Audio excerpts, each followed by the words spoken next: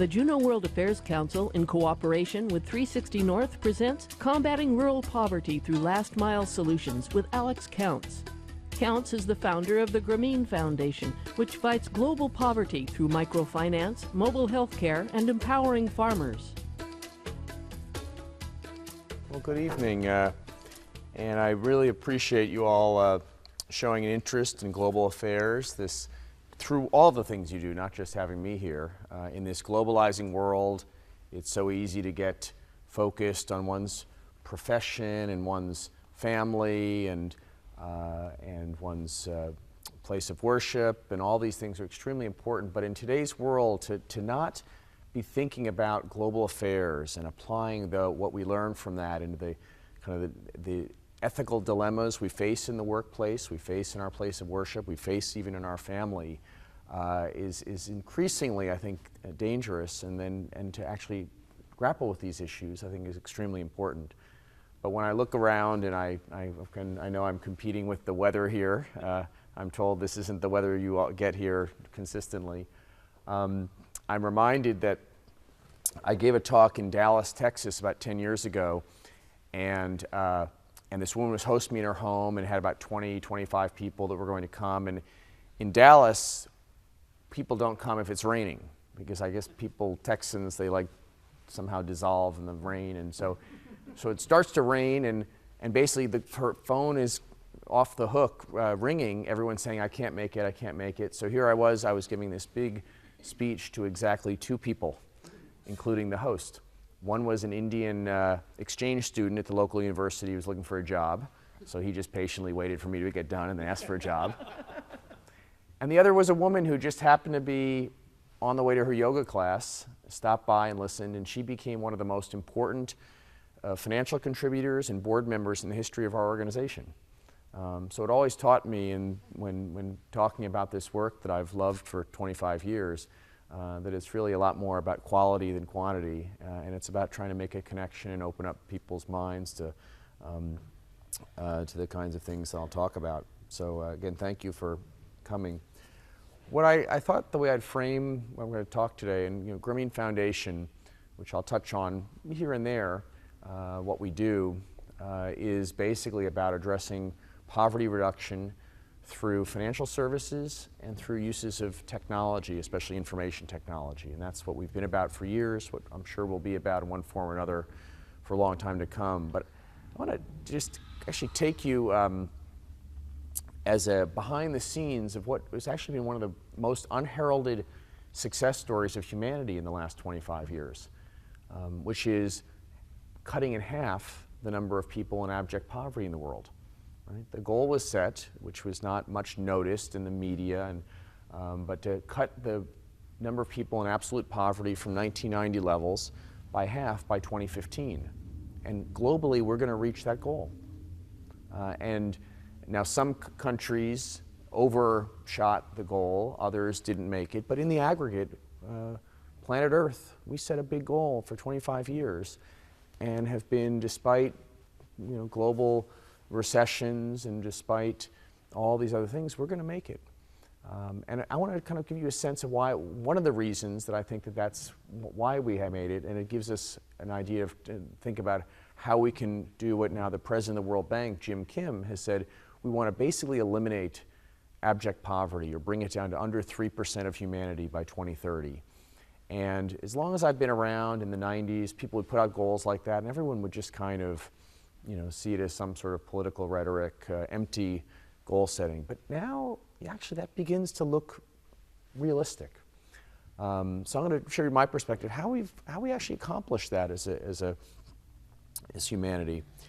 And I'll say that poverty has always been something, from my earliest studies of it at Cornell and ever since, I felt that it is a very central problem. And if you think of any of the other major global problems, I've talked today with people here about overpopulation, disease. You look at where is polio still hanging on. You look at civil unrest. You look at war. You look at environmental degradation. These are all issues that are exacerbated, if not in part caused, by poverty, by people living in this, under $2 a day, under $1 a day level.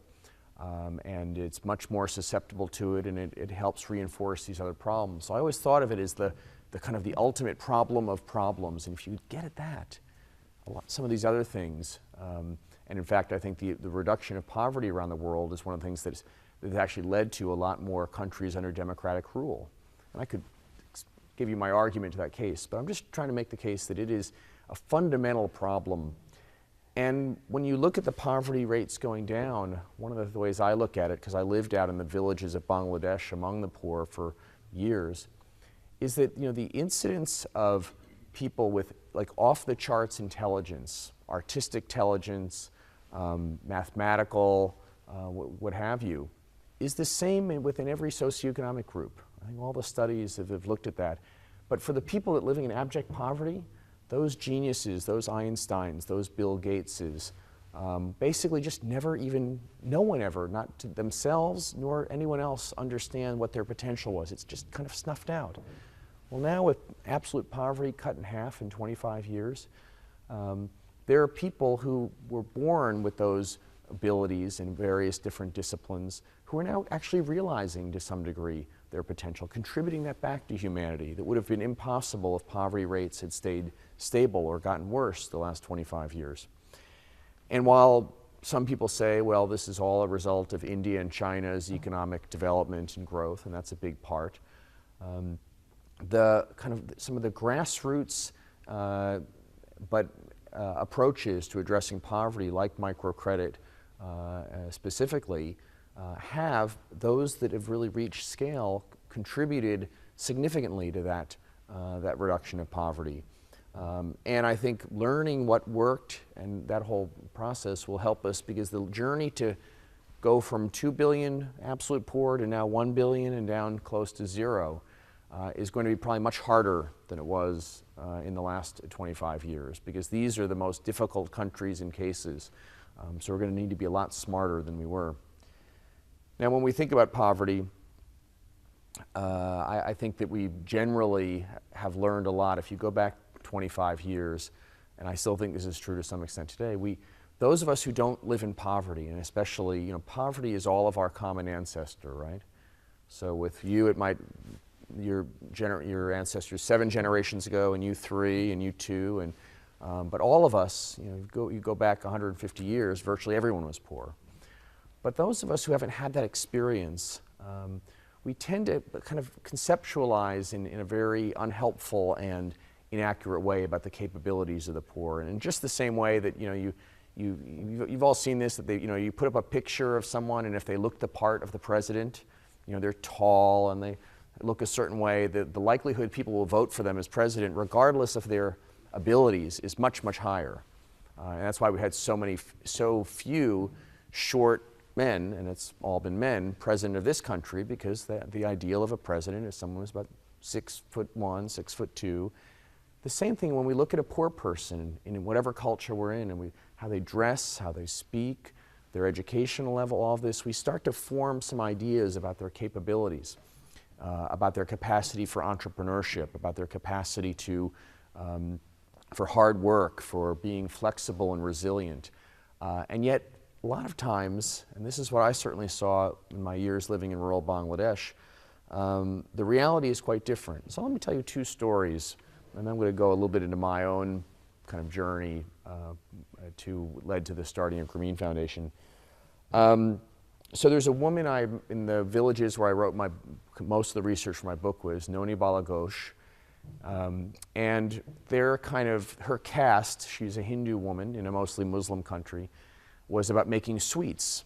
But because they lacked the capital, and because they'd have to sell their cows at some point in their past, and so the milk, which is the basics of a lot of the sweets, sold that. The men in the family were hiring out their labor as day laborers in the fields, and they'd basically given up their traditional economic activity. But with a loan that started at $80 and grew over time to larger amounts, they basically rekindled that family business.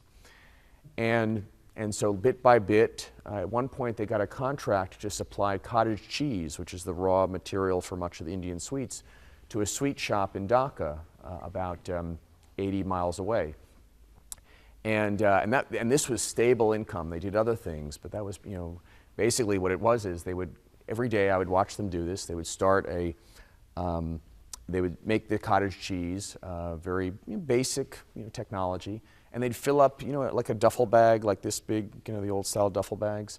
Basically, they would either fill up one of those or 2 duffel bags full of cottage cheese, and they would send it on. The 2 men in the family would take it by bicycle to a bus stop about 8 miles away, and they get on a bus and go the other 70 miles or 70 kilometers, I think, to Dhaka. So, and then they would get the order that when they dropped it off, they say, how much do you need tomorrow? They'd come back by bus and bicycle, and then they do it over. And this was a real steady income for them. Well, there was a political dispute in 1994 or 3, and they shut down all the buses, all the motorized transport in the country for 2 solid weeks. And I finally got back out to the village, and I said, Noni Bala, whatever happened to your, this contract? Because if they missed one day fulfilling the order, the contract was over. So then Noni Bala said, well, what do you mean what happened? So I said, well, how did you lose the contract because you weren't able to fulfill it? Or did they, the shop just give you a waiver? He said, no, we just got the order. Once we did it all, we would send them on their bicycles 8 miles to the bus stop. But since there were no buses, they would just bike 70 kilometers to the capital to deliver on bicycles with 50 pounds of cottage cheese sitting on the crossbar, and then bike all the way back and then do it all again for 14 straight days. Right? So that kind of resilience and commitment to keep a contract, right? Not normally what you would associate with this kind of fatalism that you would associate with poor people, and not really willing to work as hard perhaps as others, but not in that case. Or a woman in the Philippines, Emma Morales, who I met, who basically same situation. Her husband worked when he could get occasional work. She used to send her children out to get the food scraps from the middle-class families the next neighborhood over. One time her daughter said the food scraps we were getting from these households, there was more meat in those food scraps than they'd had in their own household in recent weeks, and kind of asked almost ashamedly to her mother, can we take some of these out, because they were feeding it to the pigs, can we take some out to feed ourselves? Emma Morales, when I met her in the southern Philippines, she was late afternoon. I walked into it, basically, there were 3 businesses side by side, a motorcycle repair shop that she set up her husband in. Motorcycles in that city serve as cabs, basically. If you want to get from one place to the next, they're not really cabs, but you just hail a motorcycle, the person will put you on the back and take you somewhere. Then there was a 2-story open-air restaurant where she was serving, bustling at 3 o'clock in the afternoon, and then a general store, 1 story right next to it, all of which had started because she had gotten access to, again, about a $100 loan, where she started their first little business selling candy, and then more and more and more. And by that point, she was borrowing about $2,000 a year to keep this business going.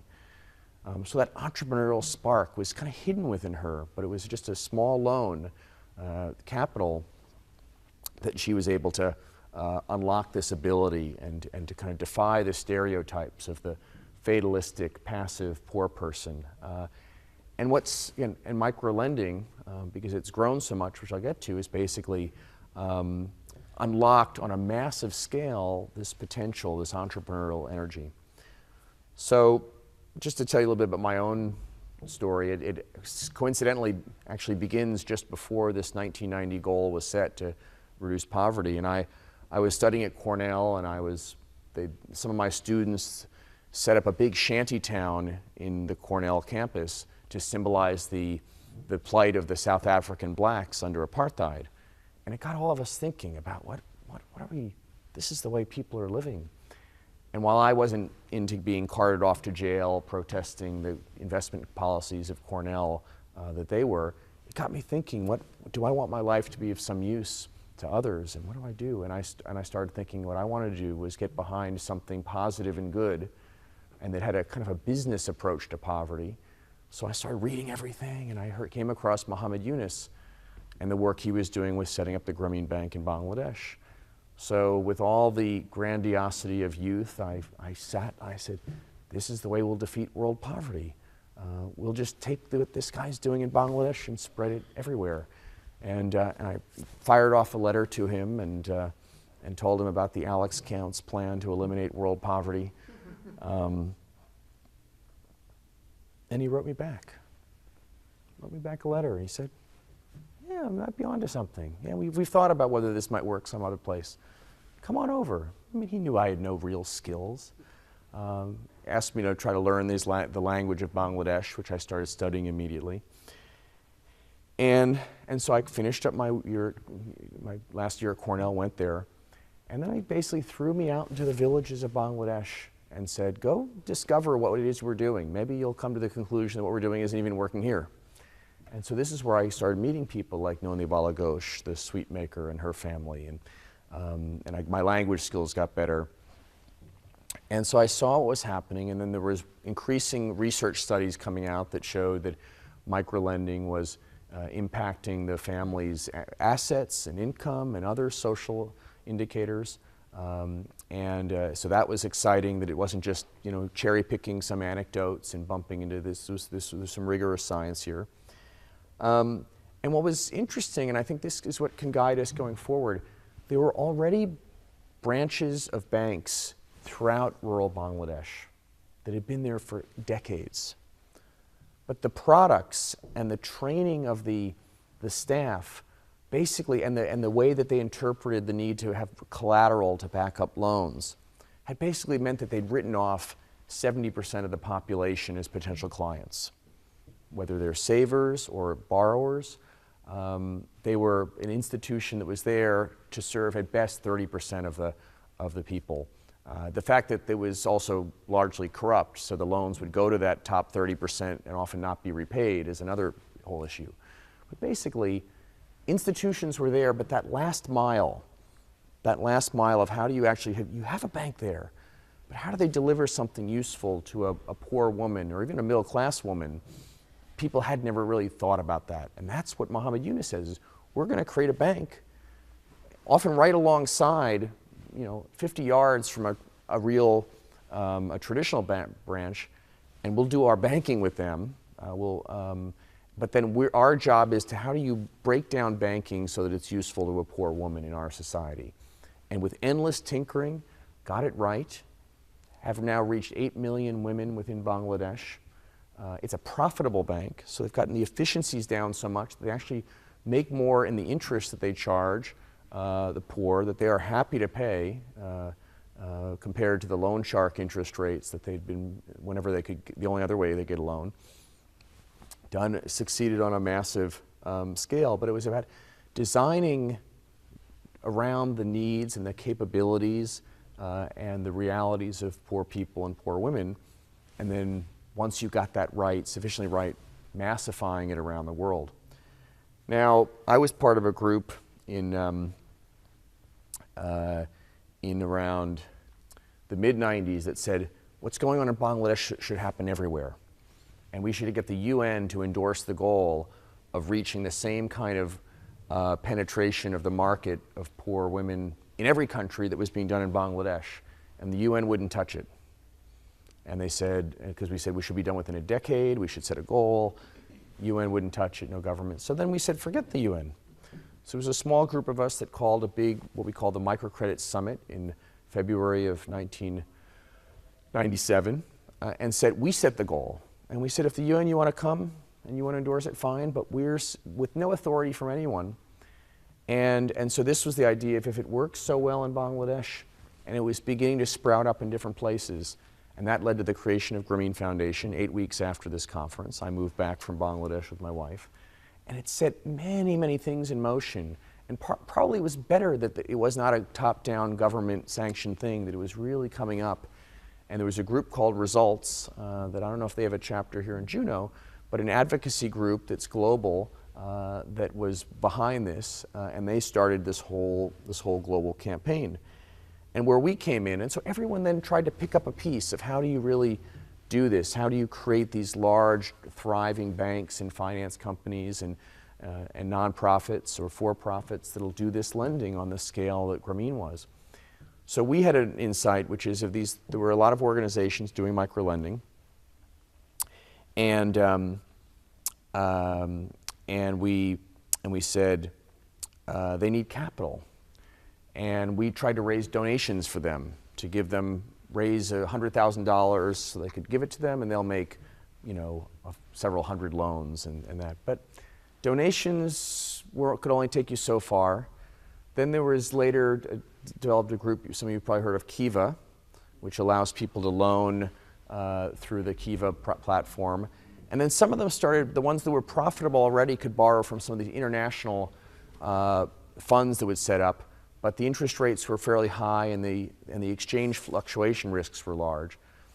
So we had an insight in India, which is we'd raised $1 million, given it to a couple groups in India to do more micro lending, and we sent it to some businessmen who were advising us, and we said, how can we get the most kind of bang for the buck if we can raise another $1 million? And then because we'd had one success in 2000 before the whole stock market crashed in 2001. And by the time he went there, and I was like, oh my God, I said, I don't know if I can raise another $1 million, you know. And so it was the day after 2001, the Easter Monday, the day after Easter, and Jim Greenberg calls me and said, Alex, we've had a profound insight here in India. The money's all here. And I said, Jim, it's good because it's not here. Because we were really having a hard time fundraising. And basically the idea was that there were a lot of banks sitting on a lot of money that wanted to lend it somewhere. And if they could we could broker a relationship between the mainstream banks and the micro-lending organizations and provide even a loan guarantee, a partial guarantee to show we had some real skin in the game, that could unlock a lot of money. So on our first transaction there, we put $250,000 as a loan guarantee, and the banks were willing to lend $10 for every $1 of our guarantee. So we basically got 10 times leverage. And that began a large flow of money within India to microlenders, and it became the largest microfinance sector in the world, and is still to this day. And then we created a loan guarantee facility backstopped by some of our board members and wealthy sponsors. We're actually winding it down next year after 10 years, and it will have facilitated $250 million of microloans from mainstream banks to microlenders without a single default. Knock on whatever this is, because a couple of them have been a little close. And so that has been one of the real breakthroughs, and others took on other aspects of it, where we said, where do you get the money? Even if you get the system down where you can do it and cover your costs, where do you get the big flows of capital? And we said, get it from the mainstream capital markets. A lot of countries, they're looking to put money in. They're going to want some return, but it's a return that microlenders can pay in many cases. Later, we said, and this is building on this theme of self-reliance, we got some money from the Bill and Melinda Gates Foundation to take 3 microcredit organizations and turn them into true microfinance organizations by having them develop deposit-taking programs and basically, so that basically people could put their savings when they got some surplus. And we actually, in those 3 organizations, basically within 4 years, almost 1 million savers came in. And so now you've reached the point in Bangladesh where almost all of the money lent to the Bangladeshi women of Grameen has actually come into their bank through deposits of those very same poor women, or some of them are now formerly poor, like Nonibala. And one of the other things that's exciting coming in is also microinsurance, is allowing people to kind of deal with the risks they face in their lives by taking out these little microinsurance policies. They're affordable to them. It makes sense for the insurance provider. Now, let me just kind of look a little bit the view forward, and then we can have a little discussion if you all have any questions. But the big agenda going forward, now that goal, by the way, to reach 100 million of the world's poor families with microcredit that we set at that summit meeting, that goal was met 1 year late in 2006. Coincidentally, the same year Muhammad Yunus and the Grameen Bank won the Nobel Peace Prize, as it happened. And but now we're saying, and that number has since grown to about 175 million. What we're trying to do now is how do you improve the quality of those services? So a lot of the credit products, for reasons related to the simplicity of the audit, have all been very standard.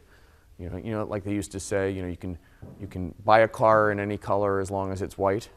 Well, the microloans, to make it simple to scale, basically a lot of them were, the only loans are one-year loans, were paid in weekly installments, the same size installment all the time. Now there's a whole movement to customize those services so that to match the cash flow of people who are raising livestock. It's different than farmers, different from shopkeepers, different from other activities. So the whole, and Grameen Bank was a leader here too when they totally reinvented their lending methodology in 2002. We're bringing in this idea of user-centered, human-centered design, and so it's the customization is a big movement in microfinance right now. Using data, you hear all these talk about big data, but using data about poor people and their cash flows and as much as you can, kind of gather about them to kind of pinpoint design products that'll be useful to them. And lastly, it's very exciting, in a couple of countries, there's a movement to take cash out of financial transactions and basically to transfer cash from one phone to another phone. And so it's not even credit cards. It's just basically saying, I want to buy a Coke. I'm just going to transfer you, 50 cents from my phone to your phone. And that is a potential huge cost savings to the micro-lending, and carrying of cash to these repayment meetings and everything is a big risk for women and the loan officers. It's a big cost, just filling up your backpack with the cash to deliver. You take that all out, again, you can drive the interest rates even lower and leave more surplus for poor women. And in fact, we've made an investment in the world's first cashless microfinance institution in Kenya called Musoni, where basically all of the loans and all of the payments are done mobile phone to mobile phone. And so again, and I think that'll be an increasing trend that we're going to be, Grameen Foundation is going to be significantly behind. But let me just close with telling you about Grameen Bank. It's something we extended. They started a mobile phone company in Bangladesh. It is actually now the most profitable company in all of Bangladesh. And it's a joint venture with Telenor. And Professor Yunus said the only way we're going to do this is if we set up ultimately one woman in each of the 68,000 villages in the country, Grameen borrower, to get a phone, and she'll be the phone company for the village. It'll be basically a human payphone. Some people line up at her door and place calls, and then they can make a business around it, connecting their village to the world. And people are so skeptical, and they said, Professor Yunus, you're kind of off your rocker. And this was before cell phones were so prolific in developing countries, well before it. And Professor Yunus said, they accused him and said, you're going to set up these women to fail, because this is really advanced technology. These women have never made a call in their life or received a call, which was true. And so the professor said, well, we'll give them a loan to buy the phone. If they fail, we'll maybe write off the loan. So then they did that. And a year after he gave out the first phones, he went back to the earliest villages and he asked the women, he said, how did you do? And he asked one little group, he said, how many months did it take you to feel comfortable making and placing calls and receiving calls on behalf of your customers? And he said, yeah, how many months did it take you? And the woman kind of scratched their head and looked up at him and said, Professor Yunus, to ask me that question, you must own a very complicated phone. Because Professor Yunus, our phones, they only have 10 numbers. And when I knew that I could make money out of it, I didn't go to school many years, but when I knew I could make money out of it, it took me about 1 minute to learn each number, so I was in business in 10 minutes. Another woman, not to be outdone, so the competitive nature of the women said, Professor Yunus, I realized after about 8 months doing this business, I'd memorized the country code of every country in the world. Had never been beyond 3rd grade in her life, but it was key to her business. And now third woman, not to be outdone, she said, Professor Yunus, if you give me the name of a country and a working telephone number in that country, I'll dial it for you, blindfolded. And if I don't get it on the first ring, my phone is yours. because I hear you need one of these, simple phones. So this goes back to the whole idea of the capabilities of people, that they thought that this was something, raising a cow or these traditional things, but advanced technology, which again, at that point in time in the 90s, people thought phones were much more than they are today, was way beyond the capabilities of people without education. But with the right motivation, so Grameen Foundation took that village phone model, brought it to Uganda. It was a different market. We had our problems applying it, but ultimately made it a big success. 80,000 village phone operators throughout Uganda, microloan clients who were set up with a phone and basically a micro, we now call a micro franchise with the telecom there. We took that to Rwanda, Indonesia, Cameroon, but especially in Uganda, where I think we helped prove to the phone company that if they brought the system, the network out to the villages, there'd be people who'd be making and receiving calls, that up to that point, they were going to leave it mostly to the cities. And so we said, the payphone business is going to kind of die down in Uganda because more and more people have their own phones. They won't need to go to the village phone operator. So we started thinking, what more could we do with the phone? Because we have these women who are kind of feel pretty comfortable with technology, new technology. So we've developed something. We said that there's a huge amount of information about agricultural best practices, and the extension service in Uganda is very costly, very slow. So we said, why don't we put it, people through a text message can basically access a database of agricultural best practices. And people use this system, there were millions of queries, but it actually didn't change what people did, the farmers did, applying the best practices. So we said, okay, let's do something a little different. And we said, why don't we ask one farmer per village to basically give him a loan or her a loan for a $90 smartphone and load on an app on the phone with all of these best practices that have been vetted by agricultural experts. And we say, you are the champion of best practice farming in your community, and it's all there on the phone. And the person needed to have about 8th or 9th grade education, which you could find farmers that had that in rural Uganda. And so go and just enter a database of all the farmers there, and then and whenever they have a question, if you don't know the answer, and even if you think you do, check it against this database. And what got really exciting there, because as people who've worked in the poverty field, is simply educating people. I mean, think of how many diet books fly off of the shelves of bookstores in the United States, but they don't seem to be changing the way people actually eat and so forth. But there are ways to deliver information that really do change behaviors. And so what we started to see was, number one, many of the farming practices that the government had been pushing for years about crop spacing, around weeding, and basic things, pretty much, that the uptake of these new good practices in communities that had a community knowledge worker, this empowered farmer with this tool, went up dramatically. They did a series and they said in villages without this person empowered with a information tool, without it, it went up 1% adoption. In other villages, within 2 years, it went up 31%. Right? So really significant.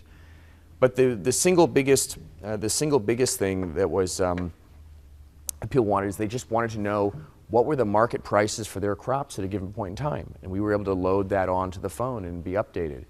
So there was this one farmer, and I'll end with who said he had a crop, and basically because he could check the prices in various markets within 20 miles of his home, he got a 5 times greater price for his crops one year, and he was so happy. And then he actually used the profits from that to buy a cow.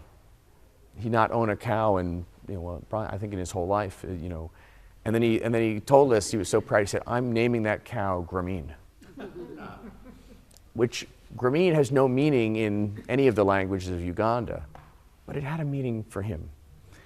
And so this is where I think the learning and how we're going to complete this job of basically eliminating abject poverty is to both leverage the infrastructure we've developed through microfinance, now reaching 175 million families. We're now in touch with them.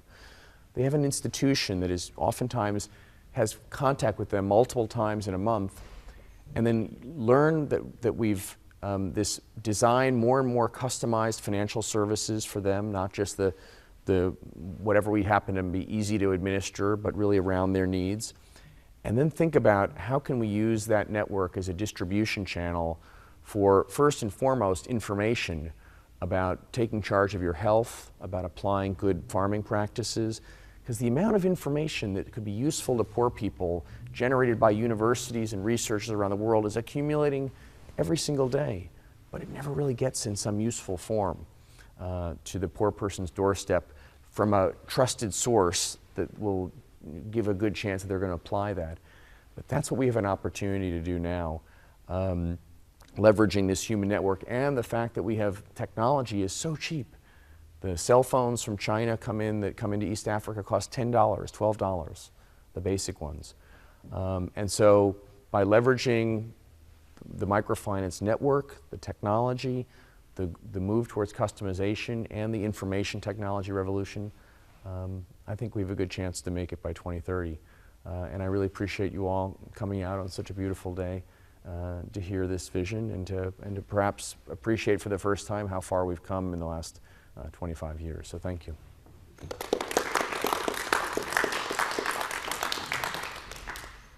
Alex has agreed to take questions. Yep.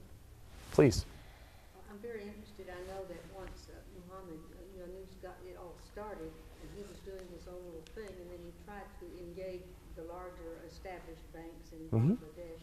He had buku troubles, and they kicked him out of his own outfit. Could you tell us that story and how he survived it? Yeah, when you make waves in a society, sometimes those waves come back at you. So there were two phases of his, and he's been in some sense battling for the independence and the viability of a bank owned by poor women, not just serving them, but owned by them. So in the first case, the bankers said, well, we'll allow you to put up a satellite branch next to one of our government bank branches. And it didn't work because the traditional branches didn't want to give them the money on time, didn't want to really, just thought of this as a total irritation. So ultimately he argued for 4 years and got the license to set up his own independent bank. And so won that.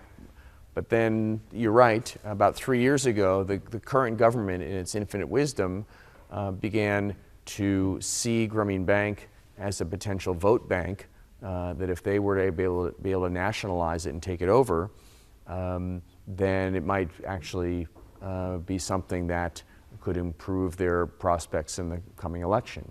And especially if they lowered interest rates and they gave all the employees big raises. So their first step in that is they, on a technicality, which had no strong basis in the law, forced him to resign and retire before he'd wanted to, about 3 years ago.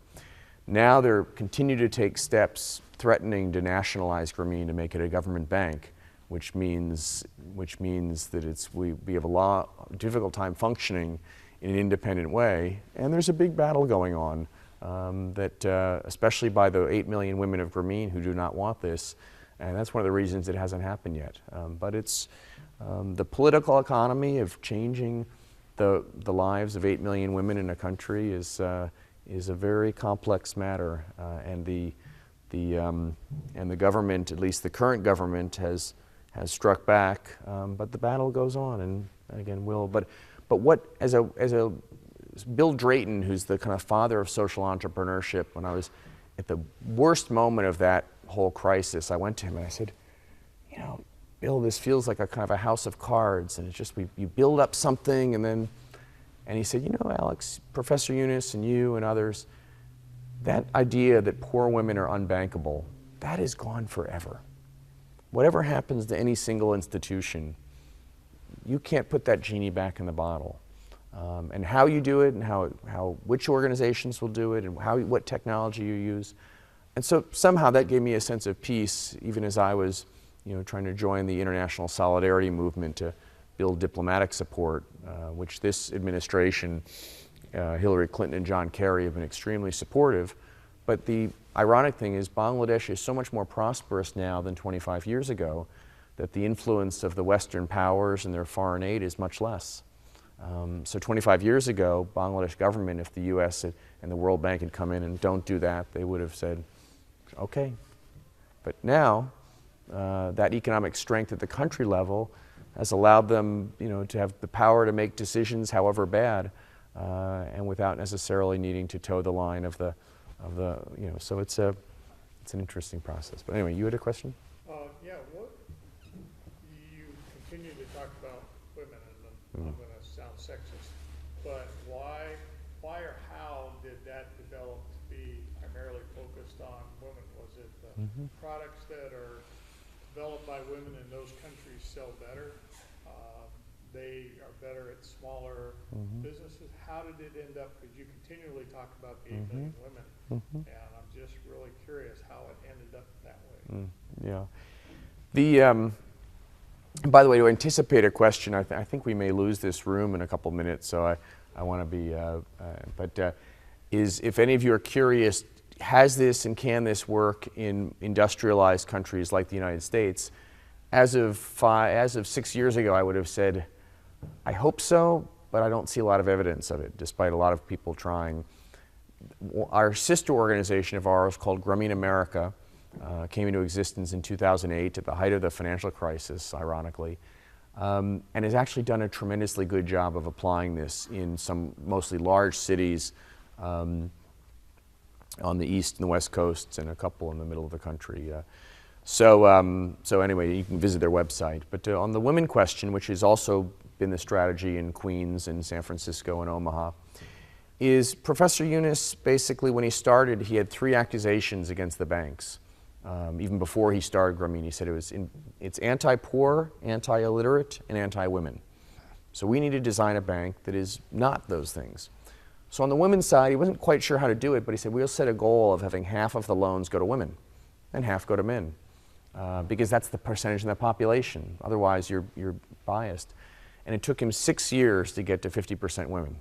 It was very hard. And Bangladesh was a lot more conservative in those days in the rural areas. But once they reached that 50%, they observed a couple things. The women were more reliable in paying off the loans on time.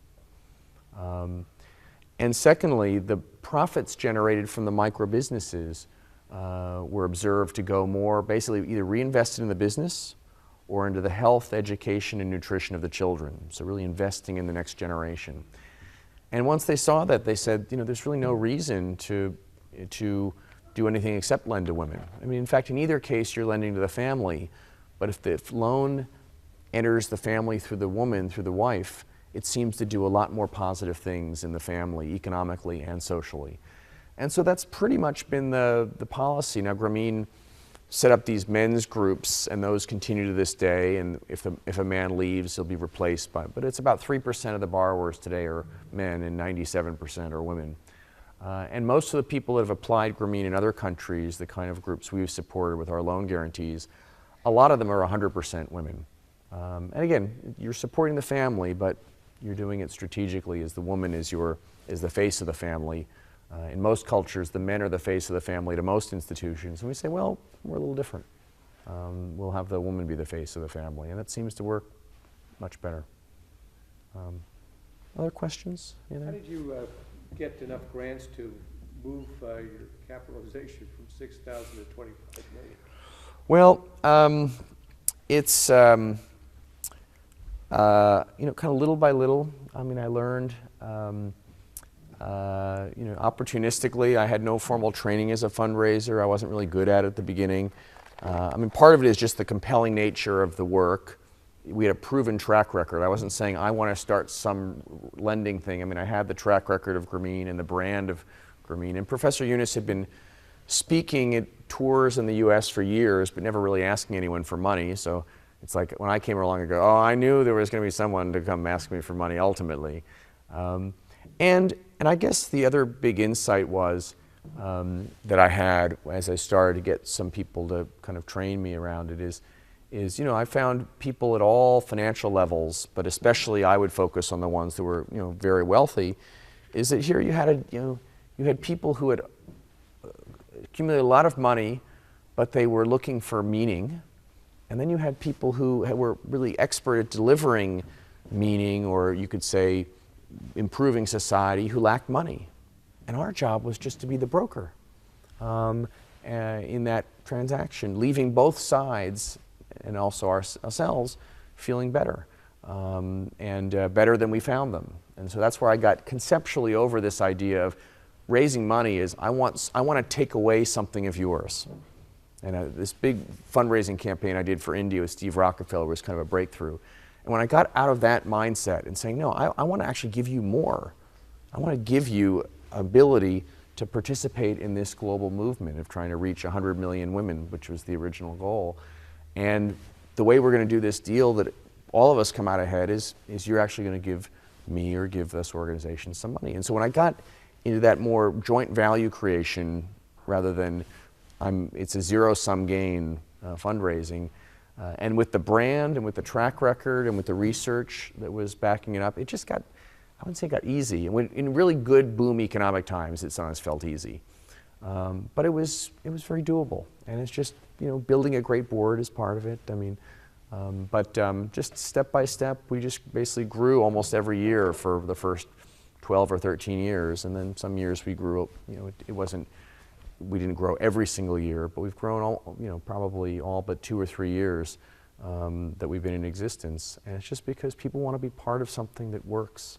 And the other thing we've done, I mentioned on the radio today, and thanks again to the World Affairs Council for setting that up, is we've set up something, the world's leading kind of reserve corps of volunteers wanting to contribute to poverty reduction called Bankers Without Borders.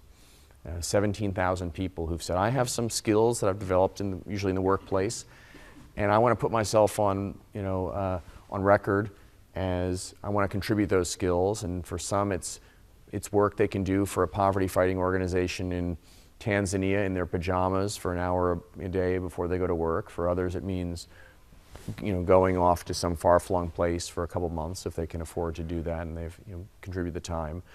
But it's this community we've created of people that are, and we've coined the term skillanthropy, which is, again, contributing, not philanthropy, contributing money. This is skillanthropy, contributing your skills. And I think that's the other, the other thing is just trying to create many, many ways for people to not, on this whole story of reducing poverty, expanding microfinance, is to create many avenues and pathways for people to get, not just feeling like they're in the stands, but they're on the field.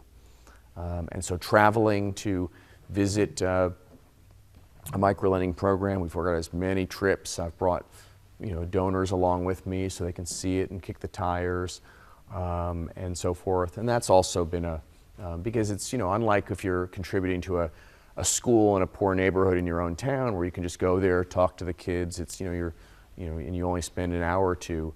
This can be quite conceptual as much as you can show a film or have a speaker who's, lived it like I have, but to get to see it yourself and then to encourage those people to go back to their churches and their Rotary clubs and their families and their et cetera to tell the story. And that's, you build that movement, build that financial donor base just brick by brick.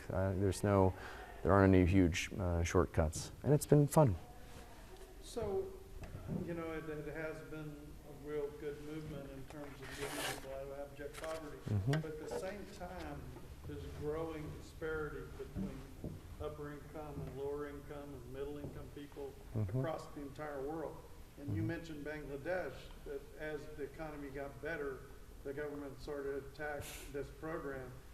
And that's sort of what's happened in this country in a way. The more wealth we've had, the more tax on middle class and programs for middle class and poverty programs. So do you have any thoughts about how we take, what we're doing there, because that's moving people up to at least into lower middle class and hopefully some of those entrepreneurs in the middle class. How do we keep them there? How do we grow that respect for that? Because in this country, I think we've really lost the respect for that way of growing. I mean, people are talking about here, we're no longer the land of opportunity in many ways that we were before for most people who come here. And so it worries me in other countries as well, whether it's China, India, so on. Once you get up there, is it going to stop? I mean, and so I'm wondering, in your travels and so on, any thoughts about that? Yeah, I mean, the issue of income inequality, which is particularly here in the United States, whatever your judgments about the causes and the solutions, it is clearly much more the case, the concentration of wealth at the upper levels. What did I read today? It was the assets of the top 1% in this country equal the combined assets of the bottom 90%, right? Which was not the case 20 or 30 years ago. What I would say is in the countries that we're focused on, I think that where you've gotten where you've seen wide access to financial services among the broad spectrum of population, and let me just comment about India. India now has a middle class larger than the entire population of the United States, right? And so I think what you're seeing in a lot of these countries, you look at Peru, while there is the wealth creation that for a whole variety of reasons, where you have wide access to financial services, pretty good economic policies, you're seeing both poverty being decreased and you're seeing inequality not really growing, not really shrinking either. You know, you look at the Perus, you look at, is a good example.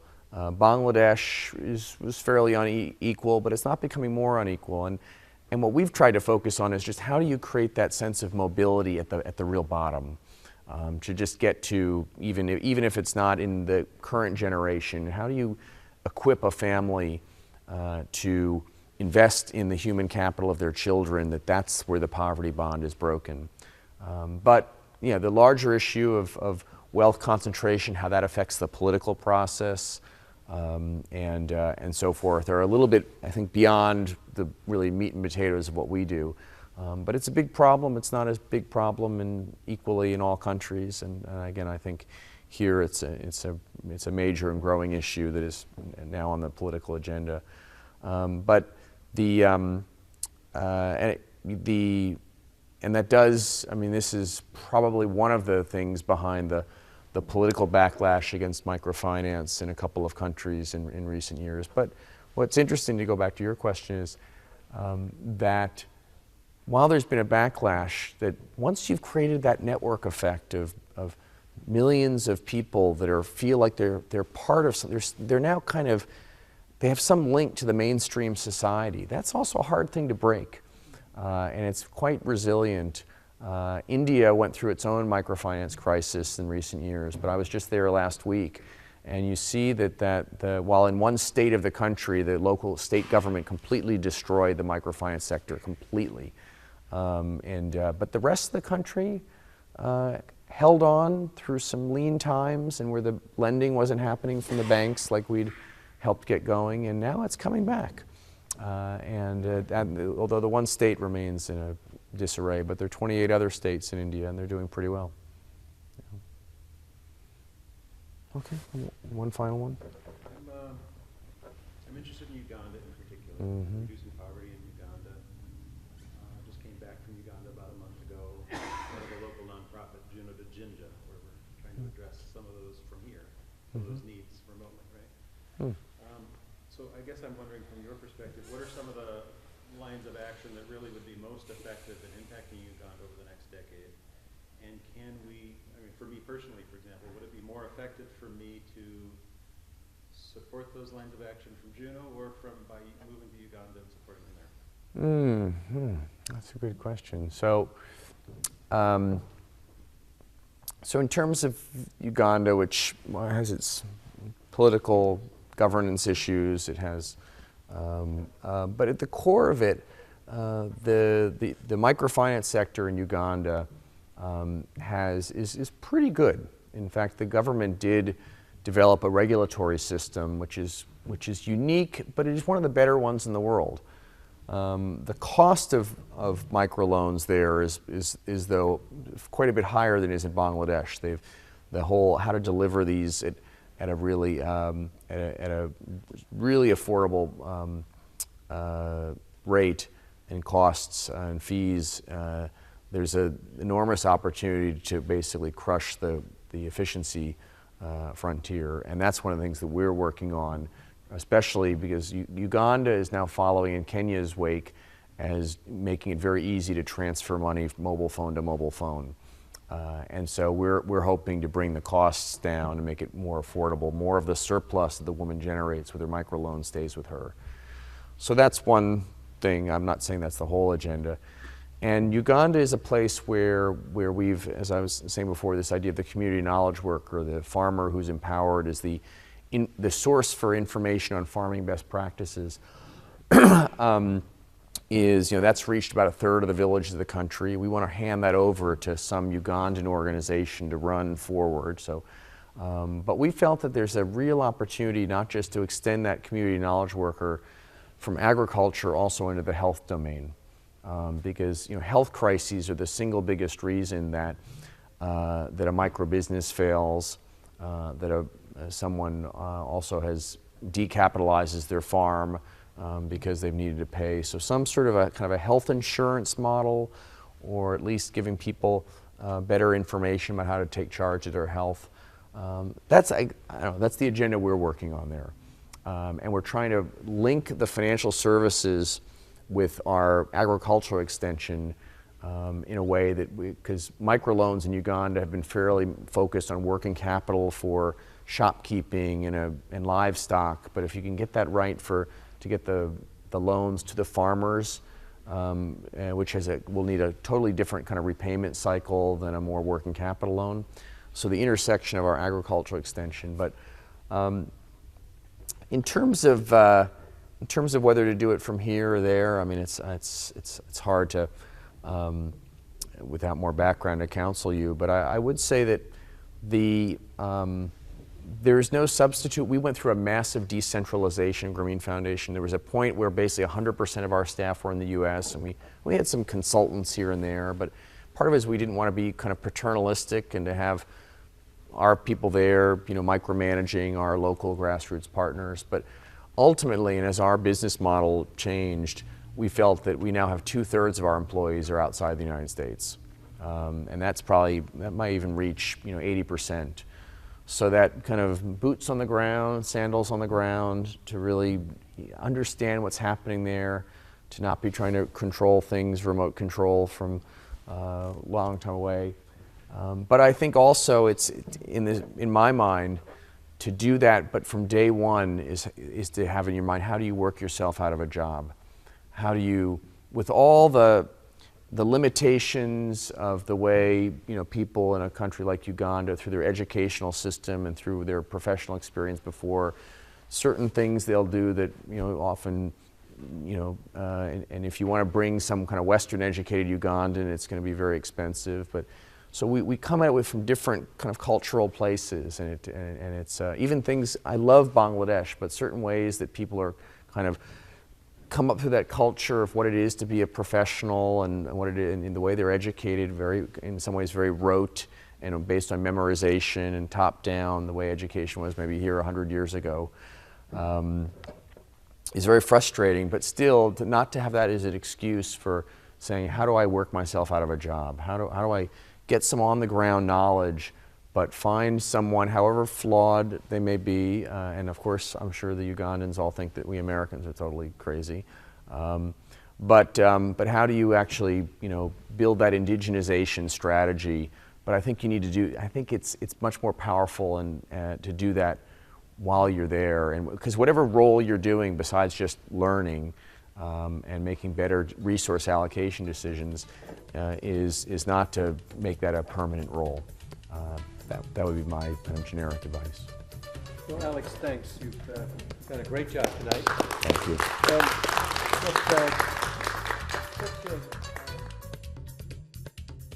That was Alex Counts, founder of the Grameen Foundation, speaking about rural poverty in this Juneau World Affairs Council presentation.